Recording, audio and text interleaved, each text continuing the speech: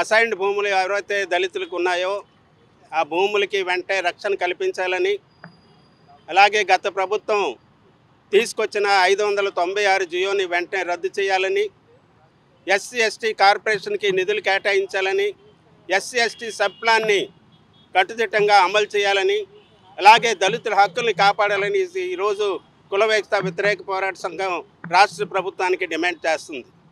ఈరోజు ఉత్తరాంధ్రలో వందలాది ఎకరాల భూములు మొత్తం భూపకాసులు అన్యాక్రాంతం చేస్తున్నారు. వాళ్ళు కాజేస్తున్నారు. బలవంతంగా రైతుల్ని భయపెట్టి వాళ్ళ యొక్క భూముల్ని రిజిస్ట్రేషన్ చేయడానికి సన్నాహాలు చేస్తున్నారు. మరి ఇటువంటి పరిస్థితుల్లో దళితులకు ఇచ్చిన భూముల్ని అన్యాక్రాంతం చేసి దళితులకి అన్యాయం జరుగుతుంది. కాబట్టి దాని మీద వెంటనే మన రాష్ట్ర ప్రభుత్వం చర్య తీసుకోవాలి. దళితుల కోసం, పేద ప్రజల కోసం, బడుగు బలహీన వర్గాల కోసం పనిచేస్తున్నామని చంద్రబాబు నాయుడు గారు అధికారంలోకి వచ్చారు. మరి అధికారంలోకి వచ్చిన తర్వాత ప్రజలు ఏదైతే నమ్మకాన్ని పెట్టుకున్నారో ప్రభుత్వం మీద, ఈరోజు చంద్రబాబు నాయుడు దాన్ని నెరవేర్చాలి. దళిత విద్యార్థులకి ఎక్కడ కూడా ఈ స్కూల్లో ఫీజు మాఫీ చేయటం లేదు. ప్రైవేట్ స్కూల్లో భారీగా ఫీజులు వసూలు చేస్తున్నారు.